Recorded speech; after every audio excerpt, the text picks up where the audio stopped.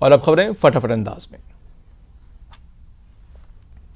PM Modi आज स्वच्छता सर्वेक्षण के नतीजों का ऐलान करेंगे। सर्वेक्षण में 1,87,00,000 नागरिकों ने हिस्सा लिया है। वकील प्रशांत भूषण अवमानना मामले में सुप्रीम कोर्ट में आज सुनाएगी सजा। चीफ जस्टिस के खिलाफ ट्वीट में प्रशांत भूषण को सुनाया गया है दोषी। सीमा विवाद सुलझाने की कोशिश को लेकर आज फिर भारत चीन के बीच मीटिंग होगी। लद्दाख में एलएसी से सेना पीछे हटाने पर चर्चा होगी। सुप्रीम कोर्ट के फैसले के बाद आज महाराष्ट्र पहुंच सकती है सीबीआई। महाराष्ट्र के गृह मंत्री ने कहा है कि सुप्रीम कोर्ट के फैसले पर चुनौती नहीं देंगे। एक्टर सुशांत सिंह राजपूत की मौत के मामले की जांच सीबीआई ही करेगी। सुप्रीम कोर्ट ने बुधवार को यह आदेश दिया। कोर्ट ने कहा कि सीबीआई जांच के मामले को महाराष्ट्र सरकार चुनौती नहीं दे सकेगी। कोर्ट ने पटना में दर्ज की गई एफआईआर को भी सही माना। कोर्ट ने अपना फैसला सुनाते हुए यह माना कि मुंबई पुलिस ने इस केस में जांच नहीं की है बल्कि सिर्फ इंक्वायरी की है। कोर्ट ने साफ कर दिया कि इस केस से जुड़े हर मामले को आज सीबीआई ही देखेगी। सुप्रीम कोर्ट ने अपने फैसले में कहा है कि यह सुनिश्चित किया जाए कि सुशांत सिंह राजपूत की मौत के पीछे के रहस्य की छानबीन के लिए सीबीआई कॉम्पिटेंट जांच एजेंसी है और कोई भी राज्य पुलिस उसकी जांच में दखल न दे। सुशांत के पिता के वकील विकास सिंह ने कहा कि सुप्रीम कोर्ट ने यह आदेश भी दिया है कि इस मामले में कोई और एफआईआर दर्ज होती है तो उसकी जांच भी सीबीआई करेगी। उन्होंने कहा कि सुप्रीम कोर्ट के फैसले से सुशांत का परिवार खुश है। केंद्रीय कैबिनेट ने कॉमन एलिजिबिलिटी टेस्ट करवाने के लिए नेशनल रिक्रूटमेंट एजेंसी बनाने की मंजूरी दी है। सूचना एवं प्रसारण मंत्री प्रकाश जावड़ेकर ने कैबिनेट की बैठक के बाद फैसलों की जानकारी दी। कॉमन एलिजिबिलिटी टेस्ट के तहत Staff Selection Commission, Railway Recruitment Board और Institute of Banking Service Personnel की परीक्षाएं अब कॉमन होंगी। कैंडिडेट्स को बार बार फीस नहीं भरनी पड़ेगी और कॉमन टेस्ट का स्कोर 3 साल के लिए वैलिड रहेगा। केंद्रीय कैबिनेट में जयपुर, गुवाहाटी और तिरुवनंतपुरम एयरपोर्ट को पब्लिक प्राइवेट पार्टनरशिप के तहत लीज पर देने की मंजूरी भी दे दी है। मध्य रेलवे के मुंबई संभाग ने स्टेशन परिसरों, रेलवे क्षेत्रों की बेहतर सुरक्षा और निगरानी के लिए 2 निंजा मानव रहित यान खरीदे हैं। इसकी जानकारी रेल मंत्री पीयूष गोयल ने ट्वीट कर दी है। गृह मंत्रालय ने जम्मू कश्मीर में केंद्रीय सुरक्षा बलों की 100 कंपनियों को तत्काल वापस बुलाने का फैसला लिया है। गृह मंत्रालय ने सेंट्रल आर्म्ड पुलिस फोर्स की तैनाती की समीक्षा के बाद यह फैसला लिया। जम्मू कश्मीर में आतंकियों का सफाया जारी। सुरक्षा बलों ने हंदवाड़ा में हुए मुठभेड़ में लश्कर-ए-तैयबा के 2 आतंकियों को मार गिराया। इससे पहले मंगलवार को सुरक्षा बलों ने बीजेपी नेता वसीम बारी की हत्या का बदला लिया था। सुरक्षा बलों ने बारामूला में एक एनकाउंटर में लश्कर-ए-तैयबा के कमांडर उस्मान भाई को ढेर कर दिया था। दिल्ली से बिहार जा रही एक यात्री बस आधी रात को आगरा लखनऊ एक्सप्रेस वे पर पलट गई। हादसे में 30 लोग घायल हो गए। पुलिस के मुताबिक बस में 45 यात्री सवार थे, जिनमें से 30 घायल हुए हैं, जिन्हें सफई के अस्पताल में इलाज के लिए भर्ती किया गया है। मुख्यमंत्री शिवराज सिंह चौहान ने प्रदेश की जनता के लिए बड़ा ऐलान किया है। सीएम शिवराज ने ऐलान किया है कि राज्य सरकार 1 सितंबर से प्रदेश के सभी गरीब परिवारों को 1 रुपए किलो की दर से राशन देगी। पंडित जसराज का अंतिम संस्कार आज मुंबई के विलेपार्ले में किया जाएगा। राजकीय सम्मान के साथ पंडित जसराज को अंतिम विदाई दी जाएगी। देश आज पूर्व प्रधानमंत्री स्वर्गीय श्री राजीव गांधी की 76वीं जयंती मनाई जा रही है, जिसको लेकर सीएम अशोक गहलोत ने आज सुबह 11 बजे सभी शहरी स्थानीय निकायों में इंदिरा रसोई योजना का वीडियो कॉन्फ्रेंस के माध्यम से शुभारंभ करेंगे। प्रदेश में आज से इंदिरा रसोई योजना की शुरुआत होगी। इस योजना के तहत 8 रुपए में भरपेट खाना दिया जाएगा। इस खाने की थाली में हेल्थ प्रोटोकॉल का भी पूरा ख्याल रखा जाएगा। इंदिरा रसोई योजना के शुभारंभ को लेकर दौसा शहर में 3 जगहों पर इंदिरा रसोई योजना की सभी तैयारियां पूरी कर ली गई हैं। जिला अस्पताल, रोडवेज बस स्टैंड और रेलवे स्टेशन के पास इंदिरा रसोई संचालित की जाएगी। टोंक में आज से इंदिरा रसोई योजना की शुरुआत होगी, जिसके तहत 8 रुपए में निर्धारित मेन्यू के अनुसार भोजन उपलब्ध करवाया जाएगा। चूरू में 14 जगहों पर इंदिरा रसोई योजना का शुभारंभ किया जाएगा। सीएम वीडियो कॉन्फ्रेंस के जरिए इसका शुभारंभ करेंगे। झुंझुनू के चिड़ावा समेत सभी निकायों में इंदिरा रसोई का शुभारंभ होगा। पीडब्ल्यूडी गेस्ट हाउस में विधायक जेपी चंदेलिया इस रसोई का आगाज करेंगे। पूर्व पीएम राजीव गांधी की जयंती पर सीएम अशोक गहलोत और पीसीसी चीफ गोविंद सिंह डोटासरा सहित वरिष्ठ नेता आज सुबह 10:30 बजे पीसीसी दफ्तर पहुंचकर राजीव गांधी को श्रद्धांजलि देंगे। पूर्व डिप्टी सीएम सचिन पायलट आज पीसीसी दफ्तर जाएंगे, जहां वो पूर्व पीएम राजीव गांधी को श्रद्धांजलि देंगे। सीएम अशोक गहलोत ने प्रदेश को कई योजनाओं की सौगात दी। उन्होंने चिकित्सा शिक्षा विभाग से जुड़ी कई योजनाओं का लोकार्पण और शिलान्यास किया। उन्होंने 29 चिकित्सा शिक्षा भवनों का लोकार्पण किया और जबकि 8 चिकित्सा भवनों का शिलान्यास किया। इस मौके पर सीएम ने कहा कि राजस्थान में रोजाना 40,000 कोरोना टेस्ट हो रहा है और आने वाले दिनों में रोज 50,000 टेस्ट होंगे। उन्होंने कहा कि स्वास्थ्य सेवा में राजनीति नहीं होनी चाहिए और कोरोना के खिलाफ जंग में सभी मतभेद भुलाकर सबको साथ आना चाहिए। वीसी के जरिए हुए इस समारोह में चिकित्सा मंत्री रघु शर्मा भी शामिल हुए। उन्होंने बताया कि अब तक 40,000 गांव में स्वास्थ्य मित्रों का चयन किया गया है और जल्द ही शहरों में भी स्वास्थ्य मित्र नियुक्त किए जाएंगे। कांग्रेस हाईकमान की ओर से प्रदेश कांग्रेस में हुए विवाद को कमेटी बनाई गई, जिस पर सचिन पायलट ने कहा कि पार्टी में समन्वय के साथ काम होगा। किस व्यक्ति का कहां इस्तेमाल किया जाएगा, ये पार्टी तय करेगी। बीजेपी प्रदेश अध्यक्ष सतीश पूनिया ने राहुल गांधी पर करारा हमला बोला है। पूनिया ने कहा कि हर तरफ से खारिज होने के बाद राहुल गांधी फेसबुक जैसे प्लेटफॉर्म पर अपनी भड़ास निकाल रहे हैं। फर्टिलाइजर घोटाले में मुख्यमंत्री अशोक गहलोत के भाई की याचिका को कोर्ट ने सुनने से इनकार कर दिया है। मामले को अन्य बैंक में सुनवाई के लिए भेज दिया है। श्रीगंगानगर जिला कलेक्टर ने सूरतगढ़ का दौरा किया और शुरू होने जा रही इंदिरा रसोई योजना की व्यवस्थाओं का जायजा लिया।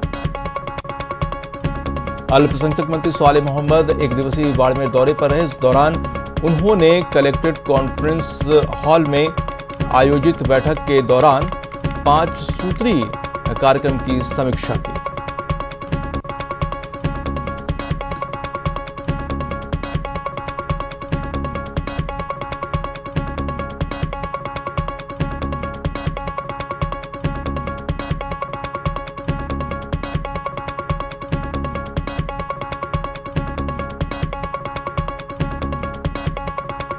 अखिल भारतीय कांग्रेस कमेटी के राष्ट्रीय संयुक्त सचिव एक दिन के दौरे पर बुधवार को सीकर पहुंचे और इस दौरान उन्होंने मीडिया से बातचीत में उन्होंने बीजेपी पर जमकर हमला बोला। श्रीगंगानगर के सादुल शहर विधायक जगदीश जांगड़िया ने बुधवार को सादुल शहर विधानसभा क्षेत्र में विकास कार्यों का शिलान्यास और लोकार्पण किया। खेल राज्य मंत्री अशोक चांदना का पटवारियों पर लगाया गया आरोप अब तूल पकड़ रहा है। नाराज पटवारियों ने पटवारी संघ अध्यक्ष के नेतृत्व में एसडीएम कार्यालय पर प्रदर्शन किया। राजस्थान हाईकोर्ट में कोरोना के चलते वर्क सस्पेंड 21 अगस्त तक बढ़ा दिया गया है। पहले बुधवार तक ही वर्क सस्पेंड रखने का निर्णय लिया गया था। देश में कोरोना की रफ्तार थमने का नाम नहीं ले रही। देश में बीते दिन 64,531 नए केस सामने आए हैं। इसके साथ ही कोरोना केस की कुल संख्या 28 लाख के करीब पहुंच गई है। वहीं देश में कोरोना से 24 घंटे में 1092 लोगों की मौत हुई है। इसके साथ ही कोरोना वायरस से जान गंवाने वालों का आंकड़ा 52,889 तक पहुंच गया है। स्वास्थ्य सचिव राजेश भूषण ने कहा है कि प्रतिदिन 7 से 8 लाख जांच के सतत स्तर के बावजूद सक्रिय मामलों का आंकड़ा 10.03% से घटकर 7.72% हो गया है। राजस्थान में भी महामारी के आंकड़ों में तेजी के साथ इजाफा हो रहा है। बीते दिन 1312 नए मामलों के साथ पॉजिटिव मरीजों का आंकड़ा 65,000 को पार कर गया है। प्रदेश में अब कुल 14,416 केस एक्टिव हैं, जबकि इलाज के बाद 49,000 से ज्यादा लोगों को डिस्चार्ज किया जा चुका है। हरिद्वार में बीते दिन 12 लोगों की मौत हुई। जयपुर में 4, नागौर में 2, कोटा में 2, अजमेर में 1 मौत दर्ज की गई। प्रदेश में कोरोना से अब तक 910 ने जान गंवाई है। राजस्थान में कोरोना की रफ्तार बेलगाम होती दिख रही है और आपको बता दें कि प्रदेश में रोजाना 1300 से ज्यादा पॉजिटिव केस सामने आ रहे हैं, जिसकी रफ्तार से कोरोना के केस बढ़ रहे हैं। अगर देखा जाए तो रफ्तार रही तो 1500 से ज्यादा केस आ सकते हैं। कोरोना आंकड़ों के मामले में राजधानी जयपुर की रफ्तार थमने का नाम ले रही है। जयपुर में आपको बता दें कि बुधवार को 189 नए केस सामने आए हैं और उसके बाद पॉजिटिव की संख्या 7,962 पहुंच गई है। वहीं अलवर में बुधवार को 214 कोरोना के नए केस सामने आए, जिसके बाद जिले में कोरोना का आंकड़ा बढ़कर 6332 हो गया है। कोटा में पॉजिटिव मरीजों के साथ मौत का सिलसिला भी थमने का नाम नहीं ले रहा है। बुधवार को कोरोना से 2 मरीजों की मौत हो गई।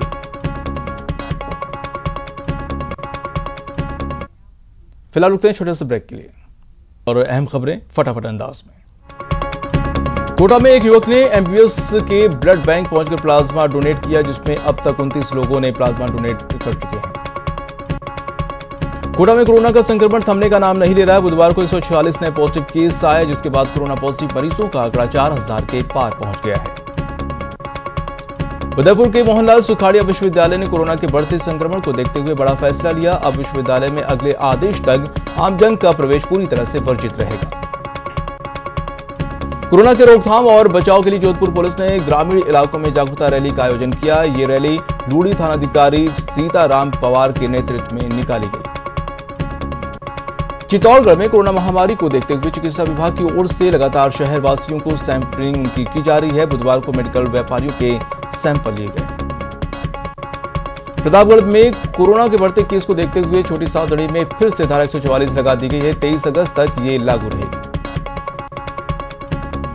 नियुक्ति न मिलने से नाराज आयुष चिकित्सक ने बुधवार को जोधपुर जिला कलेक्टर को कोरोना वॉरियर्स सम्मान पत्र लौटाने पहुंचे। संविदा पर कार्यरत चिकित्सकों ने कहा कि यदि उनकी मांगें नहीं मानी गई तो वो आंदोलन का रास्ता अपनाएंगे।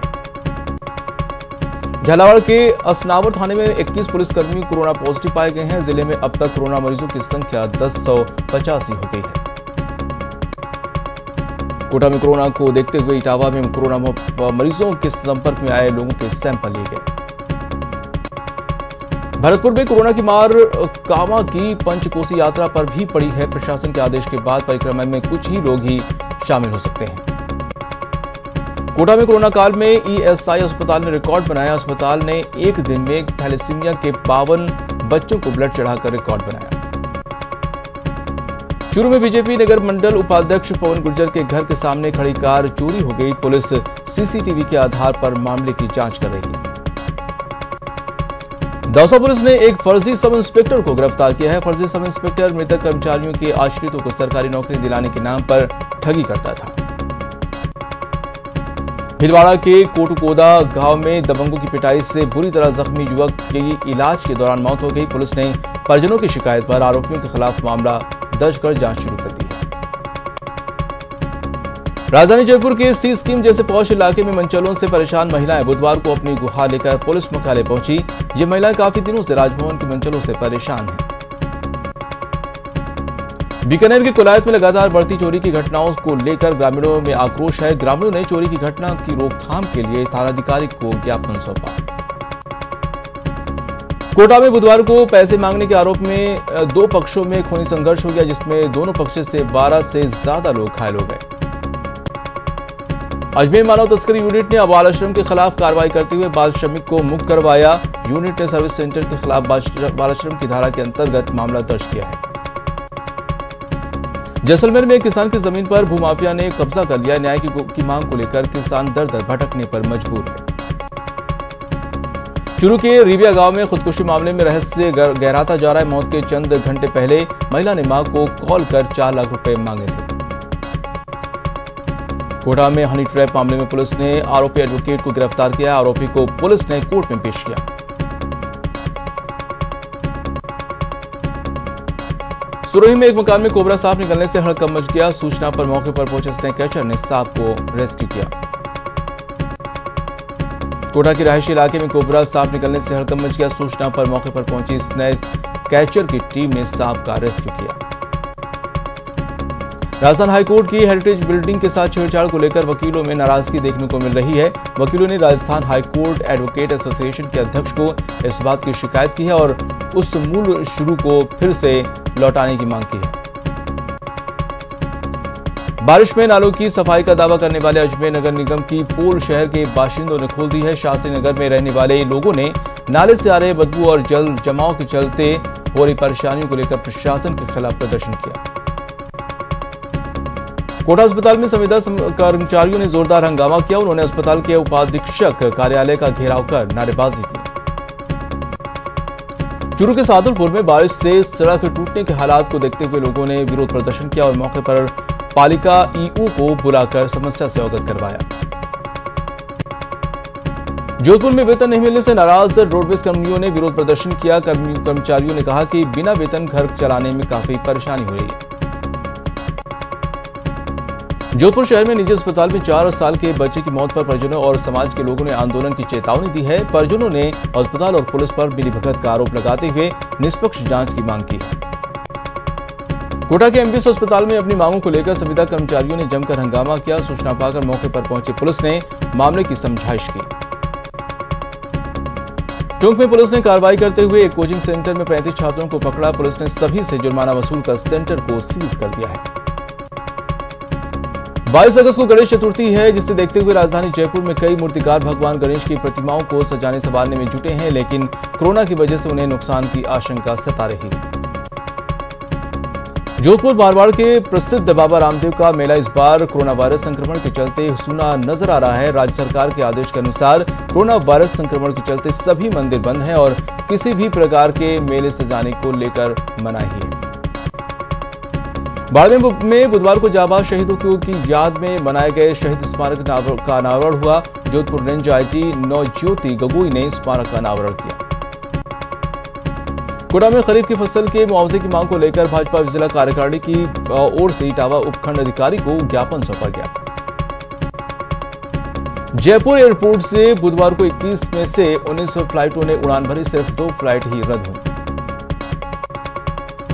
केंद्र सरकार ने जयपुर एयरपोर्ट को निजी हाथों में सौंप दिया है। अडानी ग्रुप और अब जयपुर एयरपोर्ट का संचालन करेगा। जयपुर समेत 3 एयरपोर्ट के निजीकरण को मंजूरी दे दी गई। श्रीगंगानगर विधायक राजकुमार गौड़ ने श्रीगंगानगर में प्रस्तावित मेडिकल कॉलेज के निर्माण के लिए प्रस्तावित साइट का निरीक्षण किया। इस दौरान मेडिकल कॉलेज निर्माण कमेटी के सदस्य भी मौजूद रहे। कोटा में त्योहारों को देखते हुए पुलिस अधिकारियों की CLG मेंबर्स के साथ मीटिंग आयोजित की गई। डीएसपी संजय शर्मा ने मीटिंग ली। झालावाड़ में निर्वाचन विभाग की ओर से ऑनलाइन वोटर लिस्ट पोर्टल का डेमो किया गया। राजीव गांधी सेवा केंद्र में इसका आयोजन किया गया। मध्य और पूर्वी भारत के हिस्सों में अगले 5 दिनों तक बहुत ज्यादा बारिश हो सकती है। मौसम विभाग ने चेतावनी जारी की है।